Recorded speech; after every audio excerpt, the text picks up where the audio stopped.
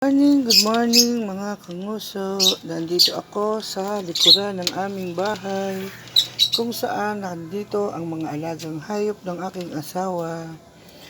Mainam itong si Mother Rabbit na alagaan niyang mabuti ang kanyang apat na anak. Ang lalaki na, ang bilis lumaki. Ito pinakita ko sa inyo maliit pa noon. Yung isang rabbit hindi nagtuloy ang panganak o nakunan siguro o bakit na anak niya hindi siya magandang palahian yung isa natin. Ito binili ko kila Kuya Chris eh.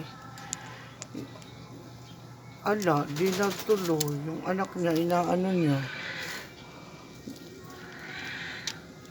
Hindi niya pinaano yung anak niya. Cute, nagtatakbuhan na daw yan. Cute.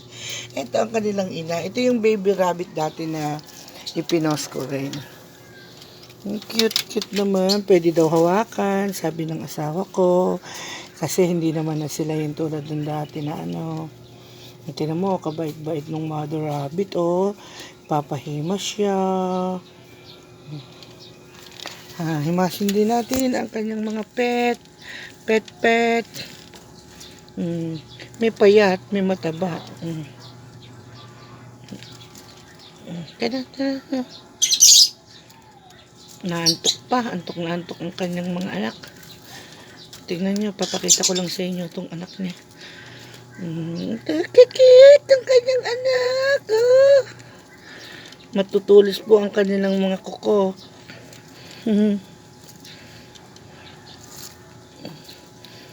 Dapat masanay sila sa paghawak para hindi mas tapos, ito naman yung bagong trade-in ng asawa ko.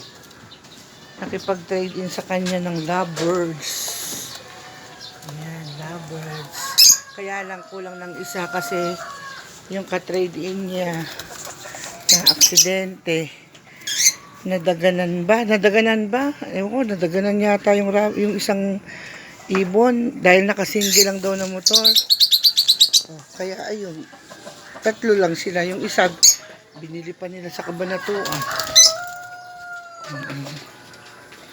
Para makita nyo sana yung pinaka-itsura. Diba? Lover.